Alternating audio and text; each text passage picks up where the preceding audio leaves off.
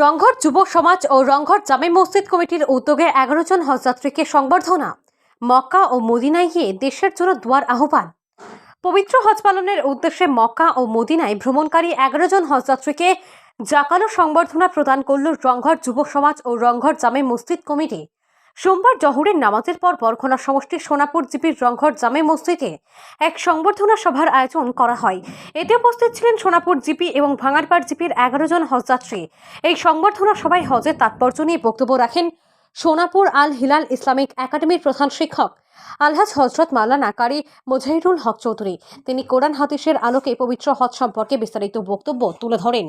বক্তব্য শেষে 11 জন হজযাত্রীকে গামছা ও অন্যান্য উপহার সামগ্রী দিয়ে সংবর্ধনা প্রদান করা হয়। আয়োজক কমিটির পক্ষে আব্দুল ওয়াহিদ চৌধুরী, শহীদ আহমেদ লস্কর, বিশিষ্ট সাংবাদিক মাওলানা বাবুল হোসেন লস্কর এবং মসজিদ কমিটির সম্পাদক রুহুল আলম লস্কর জানান, পবিত্র মক্কা ও মদিনায় গিয়ে দেশ ও জাতির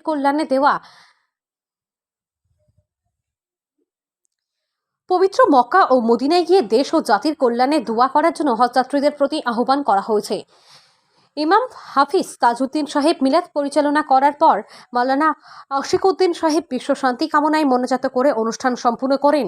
গোটা অনুষ্ঠান পরিচালনা করেন বিশিষ্ট সাংবাদিক মাওলানা বাবুল হোসেন লস্কর।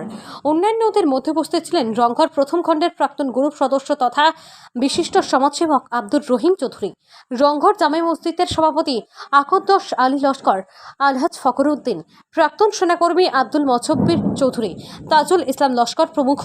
অনুষ্ঠান সুন্দর ও সুষ্ঠুভাবে সম্পূর্ণ হওয়ায় এলাকাবাসীকে ধন্যবাদ জানান আব্দুল ওয়াহিদ চৌধুরী, রুহুল আলম লস্কর ও শহীদ আহমেদ লস্কর।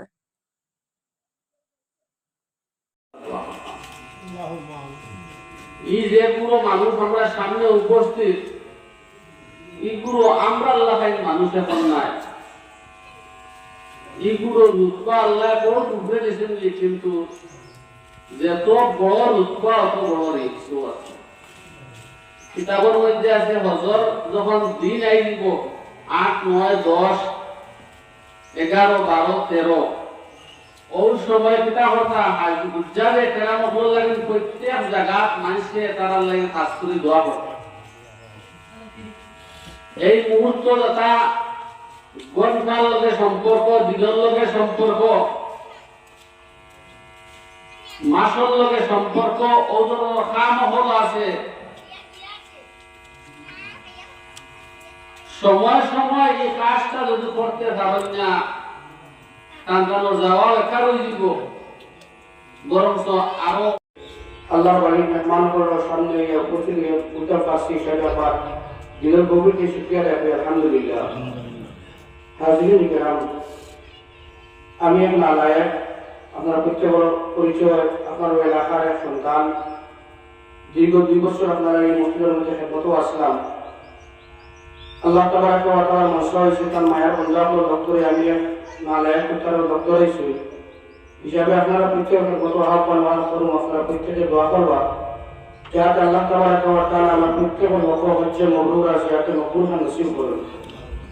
আর বিশেষ করিয়া আজকের সংবাদ মহফিল জাতীয় পক্ষ থেকে আমরা হামসাবাসী তথা আয়োজক কমিটির মুবারকবাদ জানাইয়া আজকের যে সময় আমরা যুবক ভাইয়াই বিভিন্ন গুনাহ কাজের মধ্যে লিপ্ত আছেন, বড় বড় কবিরা গুনাহ করতে, ওই সময় কালে আমরা এই এলাকার যুবক, বিশেষ করে আমার আব্দুল ওয়াহিদ চৌধুরী, মৌলানা আব্দুল মান্নান জামি সাহেব, এই মসজিদ কমিটির সম্পাদক রুহুল আলম লস্কর, শহীদ আহমদ অভয়র যারা আয়োজন করছেন হামসার প্রত্যেক সহযোগিতায় আল্লাহ তাবারাক ওয়া তাআলা যাতে আমার প্রত্যেকের নেক লাগ জাযা কান দেয়।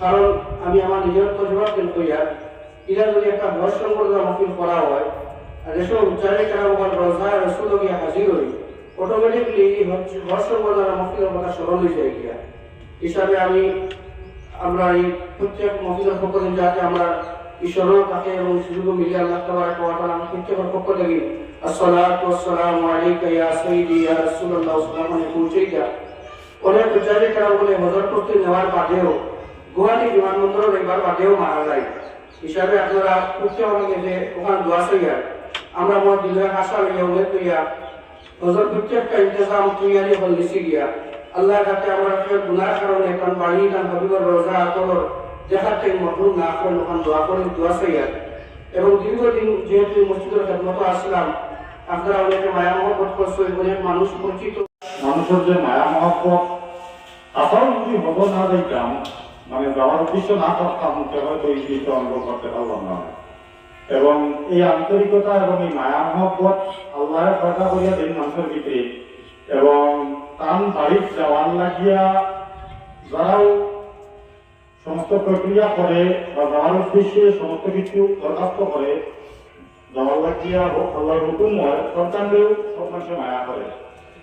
আর আমি আপনার কাছে আমার কথা বিশেষ করে হইয়া যে অন্তত আপনারা যে মায়া মহব্বত করটা আমি যাতে হস্তা গিয়াইয়া আপনারা এই মায়া মহব্বত পাইবার যেটা থাকতাম পারি ওই দুয়ারা বিশেষ করে ভালোই করবা।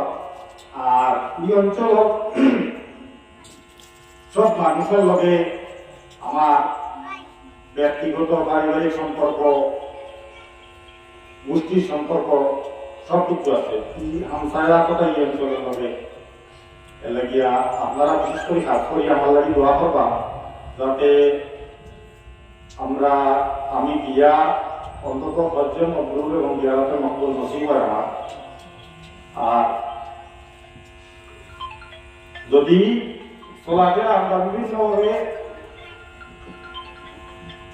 বিভিন্নভাবে চলাফেরা করছি সামাজিকভাবে মানুষের লগে সম্পর্ক আছে আসিল মসজিদ মাদ্রাসা বিভিন্ন সংগঠন ইসলামিক সংগঠন রাজনৈতিক সংগঠন সবার লগে চলাফেরা আছে সব মানুষের লগে সম্পর্ক আছে।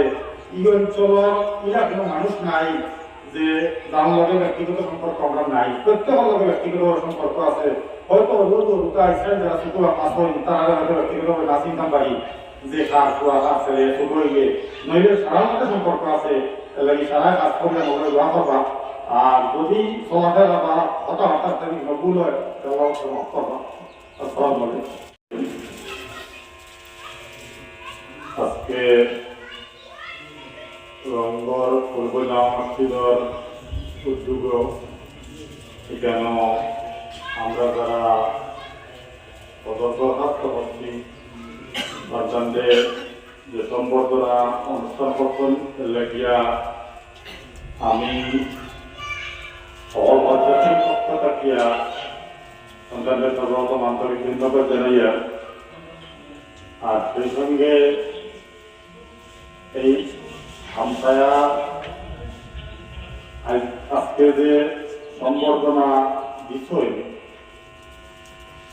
তারে সর্বপ্রথম আল্লাহ কবুল করক্কা এবং সন্তান লাগিয়া আমরা প্রত্যেক জায়গাতে গিয়া বিশেষ করে দোয়া করার লাগিয়া ইয়া বিষয় দরকার ও কথা আমি আল্লাহর কাছে আরোপ করি।